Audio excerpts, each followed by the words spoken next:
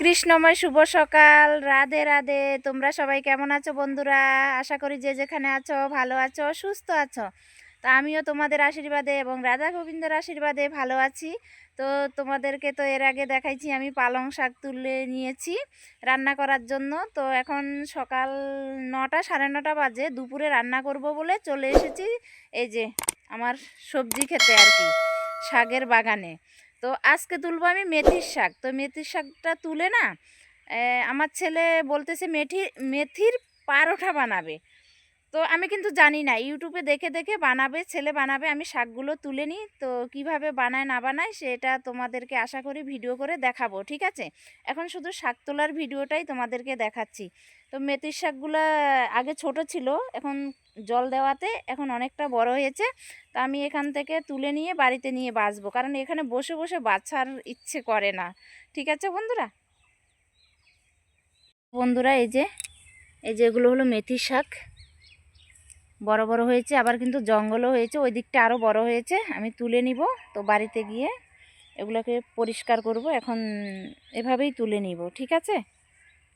তাহলে ভালো হবে। আর ওইখান থেকে সেখান থেকে তুললে অত ভালো হবে না। তো শাক তুলতে তুলতে তোমাদেরকে একটা গান শোনাচ্ছি, হ্যাঁ?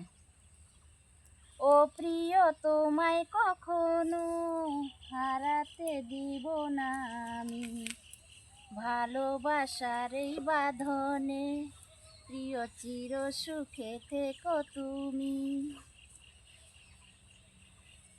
ঠিক আছে?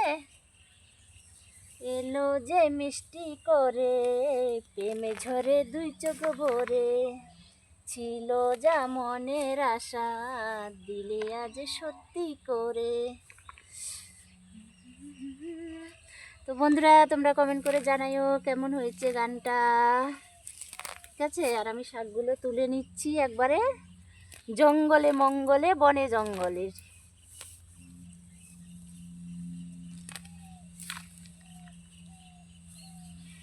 দেখো বন্ধুরা তোমরা, আমি কিন্তু অনেকগুলোই মেথির শাক তুলেছি, বেশি হয়ে গেছে একটু, জানো তো? এতগুলো কিন্তু লাগবে না। তো দেখি এখান থেকে তো আবার এতগুলো তো আর থাকবে না, না? বাঁচতে টাচতে বেছে টেছে নিতে নিতে কমে যাবে। তো দেখি শাকগুলোকে কি করি। ছেলে তো বলছে পারাঠা বানাবে, তো ছেলে যদি পারোটা না বানায় আমি কিন্তু রান্না করে ফেলবো, ঠিক আছে? যদি পারোটা বানায় অবশ্যই তোমাদেরকে সেই ভিডিওটা আলাদা ভিডিওতে দেখাবো। তো বন্ধুরা আজকে ভিডিওটা বেশি বড় করলাম না, এটুকুই। বেশি বড় ভিডিও তোমাদেরও ভালো লাগবে না। তো তোমরা ভালো থেকো, সুস্থ থেকো, আবার একটা পরের ভিডিওতে দেখা হবে। ততক্ষণ তোমরা সুস্থ থেকো, ভালো থেকো।